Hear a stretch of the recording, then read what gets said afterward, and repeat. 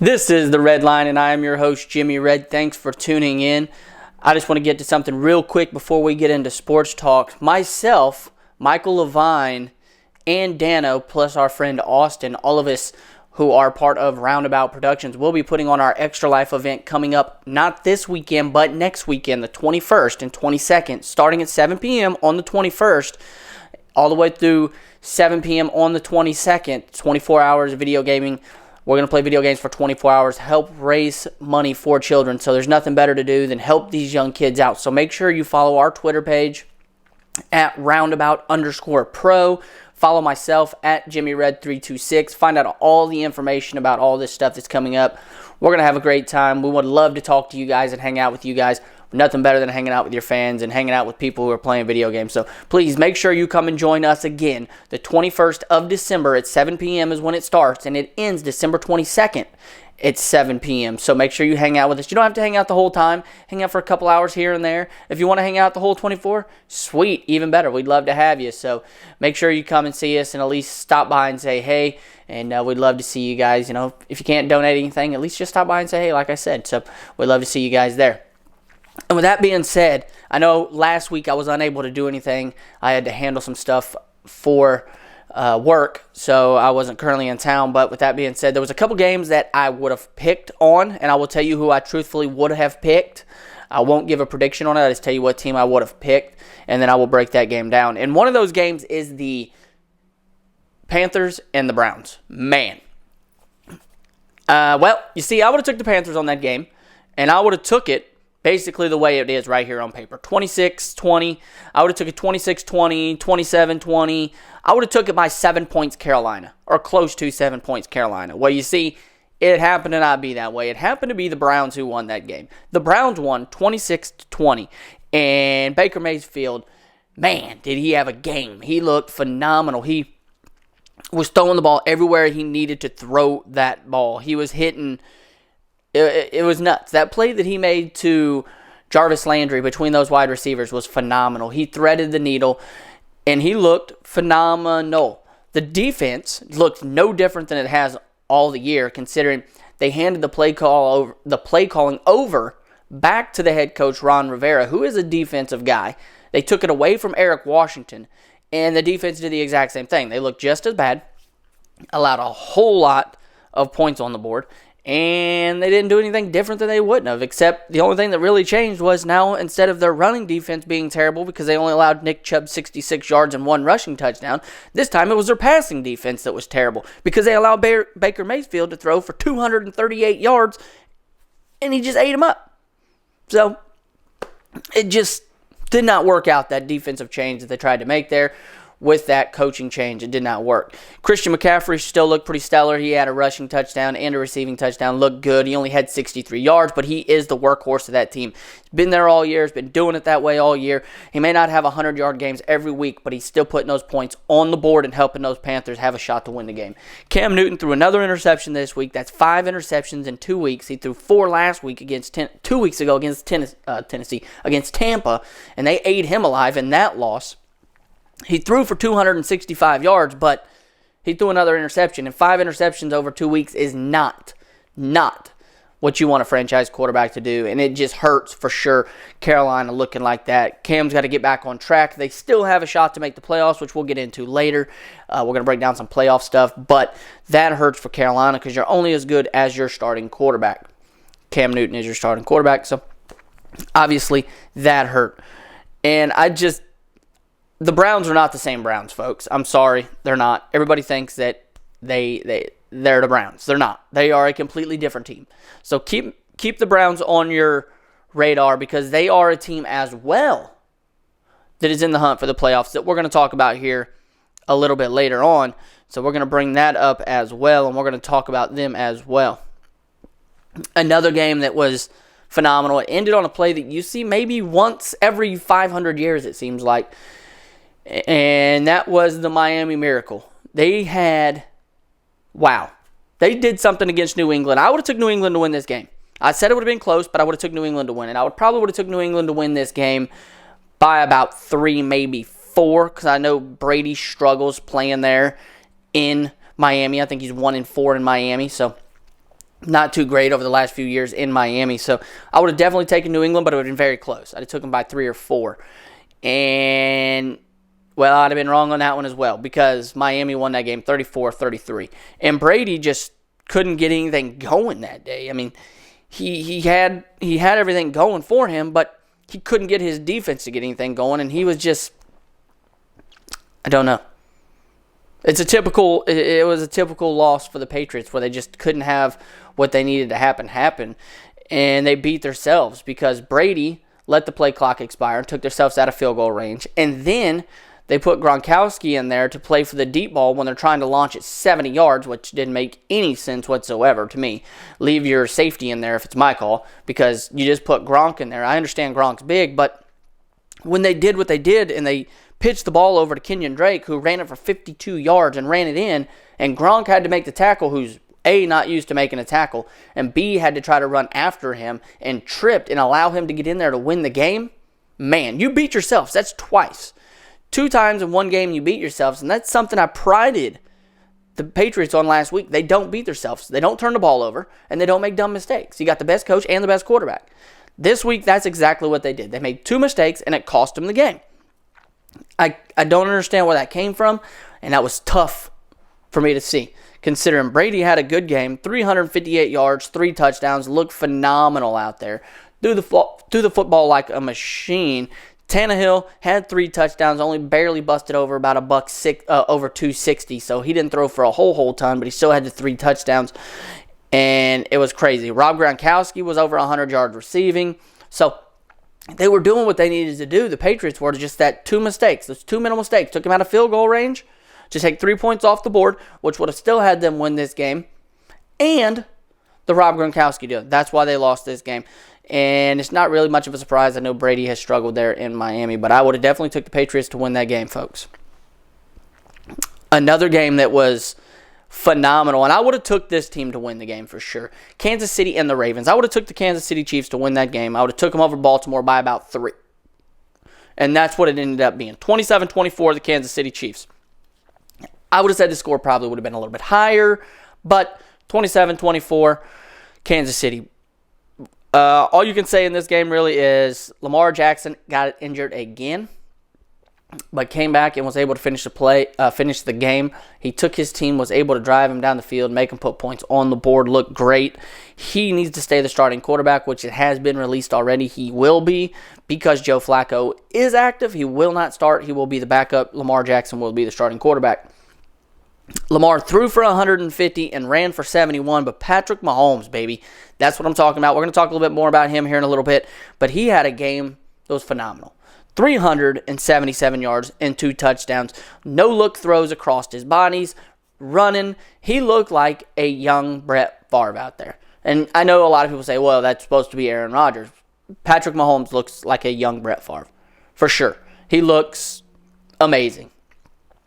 And I thought this Kansas City Chiefs team was going to take a step back when they lost Tariq Cohen with the suspension. But, they didn't. Spencer Ware stepped up. Spencer Ware looks great. Tyreek Hill still catching the ball like a machine. And all you can say about the Kansas City Chiefs is they are for real. They have 2 losses this year, and their 2 losses to two good teams, being the Patriots by 3 in a wild game, and then the Rams in another wild game. They put points on the board. We're going to talk about Kansas City a little bit later on as well. But as mentioned, Kansas City won that game. Colts and Houston. Man, that game was awesome. I watched that game. Andrew Luck, baby. That's all I can say. Andrew Luck looked great. Went out there, threw the football for 399 yards, 2 touchdowns, 1 interception. Looked good. Threw it where he needed to. And the streak started and ended with Indy for Houston. Houston went out there, won 9 straight games, won their first game against Indianapolis. In that game, it a score of 34-37 when they hit the game-winning field goal to win it because Andrew Luck threw a bad pass there on 4th down that was short that cost the team the game in overtime. But they just said, we have different plans this time. We're going to win it. So they did. They came back this week. They played in Houston instead of in Indianapolis. Won the game 24-21. I would have took Indy to win this game. I would have took them by 3 exactly like it says right there. I thought the score might have been a little bit higher. I probably would have said something like 28-20, 28-25, 28-26, something like that. But I would have took Indy to win that game for sure because I love Andrew Luck. He looks great. He has Marlon Mack, who's back on the backfield, who was injured at the start of the year when these two teams played, but looks great running the football now. Marlon Mack, T.Y. Hilton's back and healthy, almost 200 yards. Something crazy here you're going to like. T.Y. Hilton averaging against this team of Houston is averaging in all of his games 103.2 yards per game against Houston. 103.2. That is a lot of yards receiving. That's T.Y. Hilton. He is putting some huge numbers up against this team, and he got almost 200 yards, and he was 1 yard short of 200. 199 yards on 9 receptions. Wow.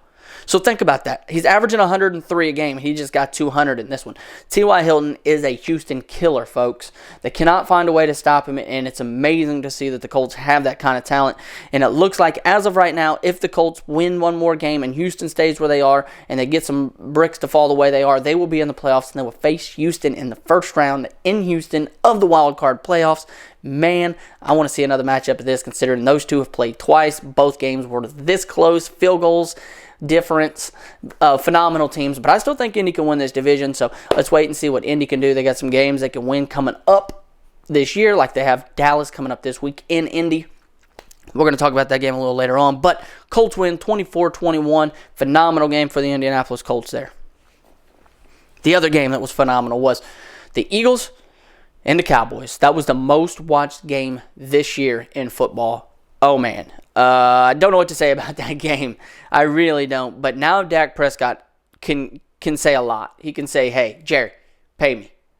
Because now he's going to probably take him to win another division, 2 division titles in 3 years. He saved the franchise after Romo. He has beat Drew Brees, and he just beat the defending champions. So he's going to try to get paid a lot. But if you're Dak, you cannot do that in my mind. Because you need role players. As we've mentioned, the highest paid quarterbacks are not winning games. I used an example last week with Kirk Cousins and all them in the division with the Vikings, the Lions, the Packers, and the Bears.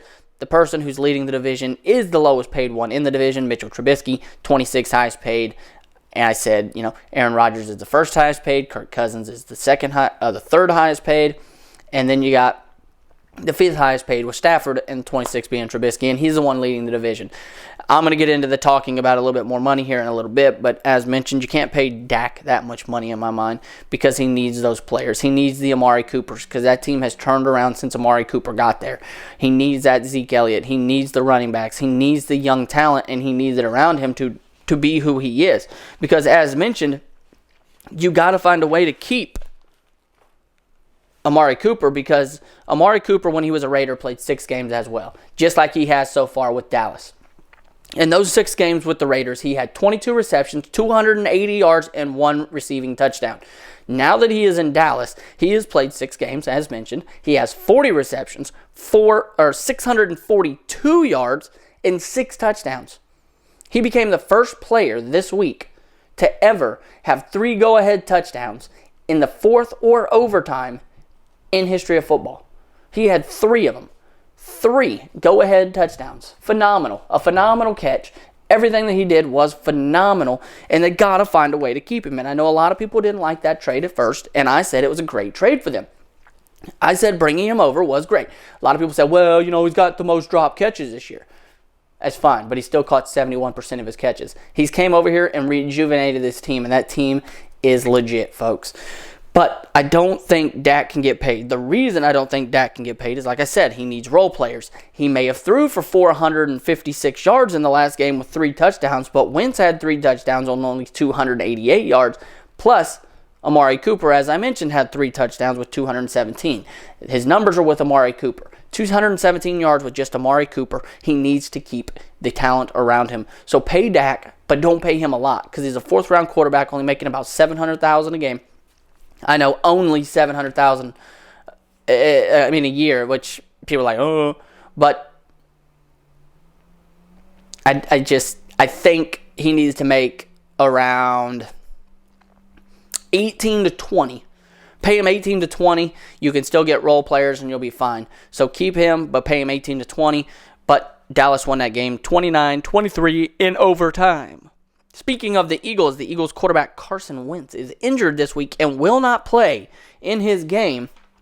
The Eagles play this week against, they play real fast here. The Eagles play against the Rams, and Carson Wentz will not play. Nick Foles will get the start. Wentz is hurt because of a back injury. And one more game to break down just really fast was the Bears and the Rams. That was a shock to me. I didn't think the Bears were going to do that. The Bears look phenomenal. They're a good team. Defense is definitely what's doing them for them. They are a scripted team. They are a very, very scripted offense. It's definitely a college-style offense. You can see it. He's a first-read kind of guy, Mitchell Trubisky, but he's developed into a good quarterback. He threw 3 interceptions. They forced Jared Goff to a career high of 4 interceptions. He's never threw 4 interceptions in a game. That's a career high for him. Also, he threw for 180 yards, and Gurley was stopped on the ground for only 28, so that defense stepped up. And then the big dog, who everybody talks about all the time, big man, Mr. Khalil Mack, got his 6th forced fumble of the year. That's what's winning these games for Chicago. Their defense looks phenomenal. Defense travels. Defense wins championships. And the Bears' defense looks good. And this is the first time since Sean McVay became the coach of the Rams that they have yet to score a touchdown on a team. So that is a shock. But they don't travel well. They do not play well on the road. They are a way better home team than they are a away team, and they play better in warm weather than they do cold. They didn't play well in Chicago. They played great against the Rams, but I don't think they can win. And now that race has heated up tight. Now with this loss, them and the Saints are tied. Saints now have home field because they both have 2 losses, and they own the tiebreaker against the Rams. So it's going to be a tight race. The Rams are going to have to win out for sure to be able to get home field, and the Saints have 2 tough matchups left against Carolina, 1 coming up this week against them. And before we get into next week's games, we're going to talk just about a few more things real fast. We're going to get our power rankings out there for you so you can hear the top 5 according to me. The 5th best team in the NFL is the New England Patriots. A lot of people say, well, they just got beat by the Miami Dolphins. Yes, but as mentioned, Brady doesn't play good in Miami, and you can't struggle because they're still going to win their division. They know when to get hot. Best quarterback, best coach. They're 2-4 when they don't rush for over 100 yards, but as mentioned, they have the best coach and best quarterback. Don't worry. They are the New England Patriots. They'll be fine when playoffs start. Rob Gronkowski looks to be healthy and ready to go. 2 bonehead moves. Beat themselves this week. They should have won the game. Number 4 is the Rams. As mentioned, that was their first time they did not score a touchdown in a game this week when they played against the Bears. They are a warm weather team, and I think they're going to be tough to beat. I think they still got something to fight for. They're going to try to get home field advantage. I got the Rams in at 4. I think they can still win the Super Bowl. They just struggled this week with the cold weather, and it hurt losing Cooper Kupp. Number 3, I got the Chargers. The Chargers are the number 3 best team, I think. They have won 9 out of their last 10 games. They have Joey Bosa back. They have that young safety in the backfield in Darwin James, who is a great draft this year for them. And since week 5, they've only allowed opponents an average of 16 points a game. If you shut a team down in an offensive league like they have been doing this year with that defense that they got, when they really don't even blitz you that much with Bosa and Darwin James and all those guys, you're going to win games, and that's exactly what the Chargers are doing. They're not doing it flashy, but they are winning games. They've won 9 out of the last 10, so I got the Chargers in at 3. Number 2, I have the Saints. They take a step back. Drew Brees doesn't look like Drew Brees. They got demolished by the Cowboys. And they do have a really, really good run defense. It is, for real, probably the best run defense in the NFL. If not one, it is 2. And the best team in the NFL is the Chiefs. They're back on top after this win over the Ravens last week, who are a great team with Lamar Jackson as quarterback. They are phenomenal. They look like they're going to make it into the playoffs or be right there in the hunt all the way through, which they are. But they have not scored under 25 points in a game all year. Patrick Mahomes is a front runner for the MVP, and they have 2 losses, both on the road, 1 to the Rams and 1 to the Patriots, both on the road, both in big shootouts, 1 by 2 and 1 by 3. So they are a phenomenal team. Keep them in lock, baby. Chiefs are a team you got to watch out for. I know their coach Andy Reid sends to fall off in the playoffs. MVP race, I have number 3, I got Andrew Luck. A lot of people are like, oh, Andrew Luck. Andrew Luck looks great. He came back, looks phenomenal. The shoulder's strong. He's throwing the football. That team's winning because of Andrew Luck. Bang. Andrew Luck, MVP at 3. 2, I got Breeze. Breeze fell down after that terrible showing he had against the Cowboys. He did not look like Drew Brees. He's starting to slowly creep down. I think the age might be setting in later on this year for Drew Brees. I got Brees in it too. Number 1, back up top, MVP, first year Kansas City Chiefs quarterback Patrick Mahomes. I know we don't have anything to judge him off of, but he's got the talent and looks phenomenal. And I think he is definitely the front runner for the MVP, no questions asked. Hands down, that is who it is. And we're going to do one more for you guys here. It's going to be another ranking system, but this ranking system is going to be the teams that are left in the playoffs, because guess how many teams are left in the playoffs? Or in the hunt for the playoffs, not just 10. We're talking 18 teams here. The 18 teams that are left in it are the Browns, the Broncos, the Packers, the Colts, the Eagles, the Ravens, the Titans, the Seahawks, the Dolphins, the Vikings, the Cardinals. Carolina, Washington, the Bengals, the Buccaneers, the Giants, the Lions, and the Falcons all have a shot to make the playoffs. Every one of them. So with that being said, I'm going to rank my top 5 teams of who I think should be in the playoffs by power rankings as well. And then everybody says, oh, well, why is this such a big deal? Well, the reason this is such a big deal is because wild card champions have won the Super Bowl quite a few times. Because right here, some of them I can tell you, we've had since 2000, the last 18 years, since the turn of the century, we've had 2000, Ravens, wildcard team, won a Super Bowl. 2005, Steelers, wildcard team, won a Super Bowl. 2007, Giants, wildcard team, won a Super Bowl. And in 2010, when the Packers won it, they were a wildcard team as well. So yes, this year with the parity that's in football, any wildcard team that gets in can win the Super Bowl. So, with that being said, I have to have 2 NFC teams in there. I think there's more AFC teams that are better than NFC teams, but I had to put 2 NFC teams in there. I think the Titans and Denver are better than the 5th place team that I have in there, being the Eagles. I have the Eagles in at number 5 to get into the playoffs. Carson Wentz is hurt this week. They got Nick Foles in. We saw what he did when he had to get hot last year. I think the Eagles are still a good team. Although they lost to Dallas in overtime, I still think they make the playoffs. They get in on a wild card. Number 4, I got the Ravens. I got the Ravens looking phenomenal. They lead the league in rushing since Jackson became quarterback, and they have the number 1 scoring defense in the NFL. Plus, they just played against Kansas City and almost beat them. They look good. Put the Ravens in the playoffs. Number 3, I got the Chargers. They're in a division where they're in the same division as the Rams, so it's going to be tough for them to get into the playoffs. I don't see them getting in as that.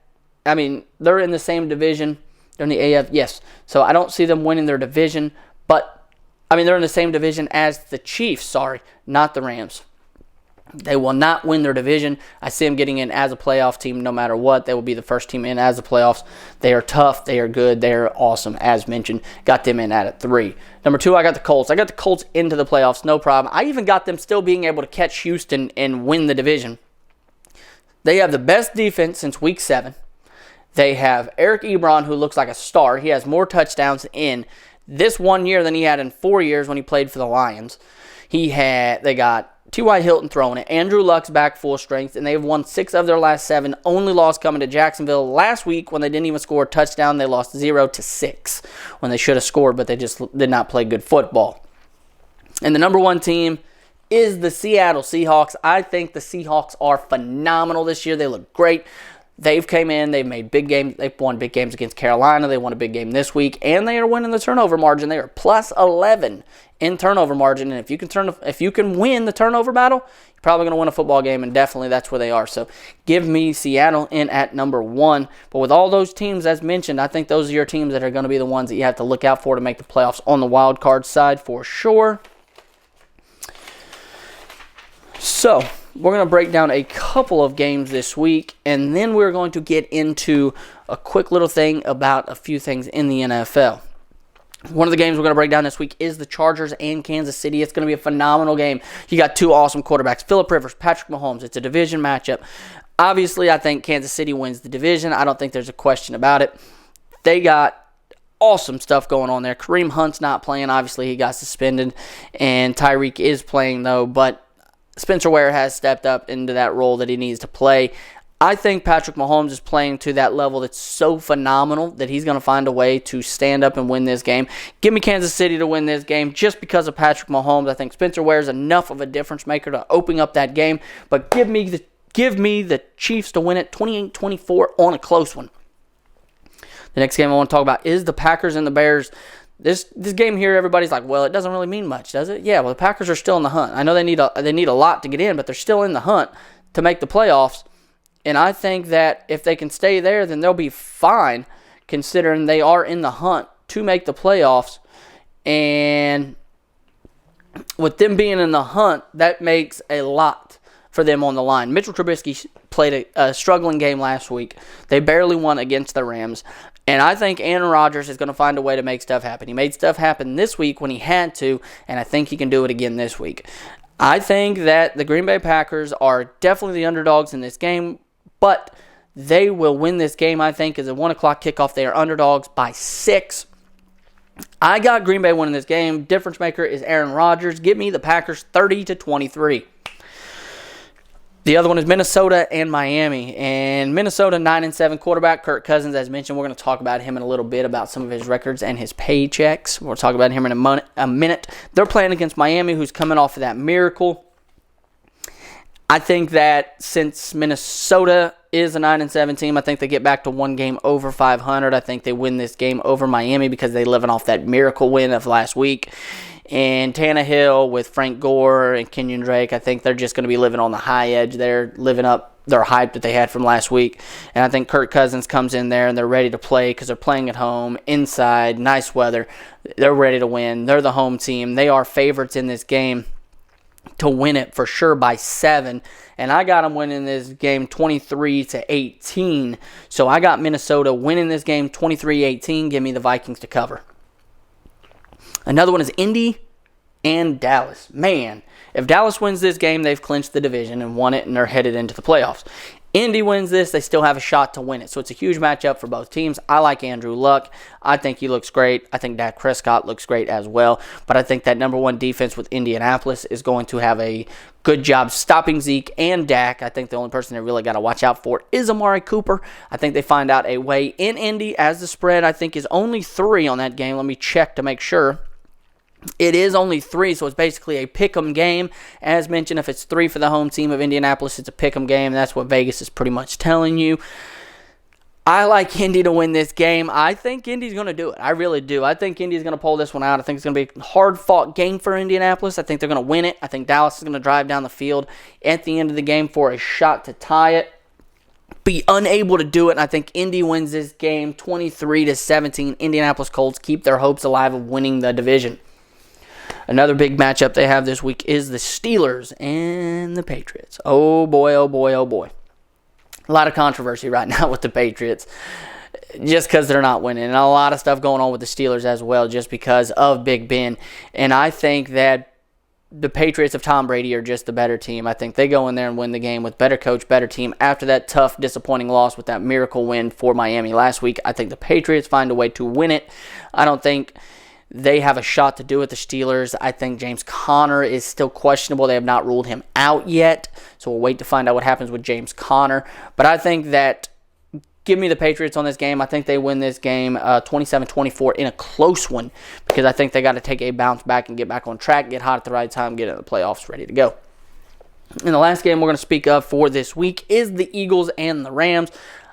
Nick Foles will get the starting job. He has not started since week 3 when Carson Wentz came back in week 4 to play against Indianapolis. So he's back in to start at quarterback. I think he's going to have a little bit of rust on him. I think the Rams are playing back at home after a disappointing loss in warm weather. Jared Goff gets going. I think Todd Gurley gets back on track after only running for 28 yards. I think Brandon Cooks and Robert Woods both get hot. I think they have a great game. I think that defense comes back and is ready to go as well with Aaron Donald, Ndamukong Suh, Akeem Talib. I think that's ready to go. And I think they win this game easily and walk straight through the Eagles 42-20. A huge win on this game, I think, for the Rams. The spread on this game, they have it as at 9.5. I got them winning by way more than that. I got them winning by 22 points in this. So take the Rams both ways on this game. And if that is the case and Dallas even loses, it doesn't matter. They win the division. So obviously Dallas loses, and I got Philly losing as well. So Dallas wins the division.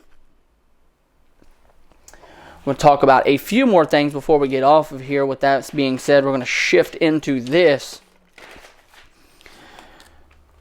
There are people who I believe get overpaid in the NFL, and a lot of them are quarterbacks. And I mentioned that I thought Kirk Cousins was overpaid. I think he's a 9-7 quarterback. And a couple of reasons I say that is because, A, he was under 500 in Washington, and Alex Smith went there and had that team rolling until he got hurt. They were leading the division and would have made it into the playoffs with him at quarterback, and Kirk Cousins couldn't hardly get in with him. Then he was 1-6 versus Dallas. He is 0-4 against Dak. Dak is a fourth-round quarterback, and you're telling me that he's worth $84 million over 3 years and 100% of it guaranteed? I don't think so. I don't buy it. I do not buy Kirk Cousins. I do not buy him. I do not think he's that good of a quarterback. I haven't bought him, and neither did Washington. Why do you think they franchise tagged him and said, we won't sign you to a deal? Because they did not buy him either. Minnesota made a huge mistake. Nobody's going to take that contract. Case Keenum did better with this team than what he's doing with him. Case Keenum was undrafted out of Houston. Come on now. Are you serious? So I'm not buying into that, and the reason I say that is if you look at your division leaders, here. I'm going to tell you who they are. The Chiefs, Patrick Mahomes, AFC West, rookie contract. Cowboys, Dak Prescott, NFC East, rookie contract. Rams, Jared Goff, NFC West, rookie contract. Bears, Mitchell Trubisky, NFC North, contract, rookie. And then the Texans, Deshaun Watson, AFC South, rookie. So all those guys are on rookie contracts and they lead their division. It shows you got to have those other players to be able to play football. Even if it is a rookie contract, or even if you just take a little bit of a pay cut, that's how you do it. Like, look at your ones who took that pay cut. Tom Brady, what is he doing? Winning Super Bowls. Aaron Rodgers hasn't done much since he signed his big deal. So I think that the contract deal needs to be a little bit lower for the quarterbacks. In my mind, because a quarterback is not your only team. I understand pay him, but you need to be able to find a way to have role players as well. And then the cap room for 2019, this is big right here for all those people who are out there wanting to sign people. The Colts have the highest cap room for the year. $126 million is what they got. The second team is the Jets at 107, Bills at 89, then the Browns at 81, and Raiders at 80. Those teams have a lot of cap room and are going to be able to sign a lot of free agents. If you're Indianapolis, you're looking for pretty much offensive line and defensive ends. You draft what you can draft and then find what you can get on free agent markets. I'm going to try to get a wide receiver, a defensive end, and a running back for Andrew Luck. I think Marlon Mack's a good back, but I think you get a true number one would be a big help for Indianapolis. So if I'm the Colts with all that cap room, I'm looking at that. And then just two more things real quick. The Minnesota Vikings have fired their offensive coordinator, John DeFilippo, who was in his first work there with them. He was fired by the head coach. He made that decision to fire him. And I don't know if you know much about John DeFilippo. He was the quarterback coach last year for the Eagles when they won the Super Bowl. They lost their offensive coordinator for the head coaching job, Frank Reich, over to the Indianapolis Colts. So if they can get him back, maybe they get the quarterbacks back on track and they can start winning and be ready for a run to the playoffs. So if I'm the Eagles, I'm trying to get him back. And also, the Raiders have fired their general manager, Reggie McKenzie. McKenzie was there from 2012 to 2018, and before that, he was the director of football operations for the Green Bay Packers from 94 to 2011. He was fired, and the reason he was fired, in my mind, is because John Gruden signed a 10-year contract, and he is the one who's running that place now. Doesn't matter if you're the general manager or what, he's the one running it. John Gruden's the one who got him fired, in my mind. So that's how I feel about that deal right there. But make sure you tune in here next week because we're going to have more great information. This is week 14. Next week is week 15. This is week 15 heading up. Next week is week 16. That's how we know who's into the playoffs and who is out because week 15 football is this week. 2 more weeks of regular season football. This week 15, then week 16, and guess what starts, baby? Playoff football. Before you know it, the Super Bowl will be here and football season will be over, and we'll all be disappointed. But guess what? We got football coming up, and make sure you hang out here with me because next week we're going to have more football talk, and I'm also going to do my bowl breakdown of all college football bowl breakdown, and we're going to start to transition right into basketball slowly here for you guys, so you guys are ready for the college basketball and the NBA. So make sure you hang out, and as mentioned one more time, make sure you come hang out with myself, Michael Levine, Tom Dano, and Austin Suddeth, all on the 21st of December at 7 p.m. till December 22nd at 7 p.m. for our Extra Life event. We're all raising money for children, so please make sure you come and hang out with us. We'd love to see you guys there. But until then, that's all we have here on the Red Line, so we'll see you guys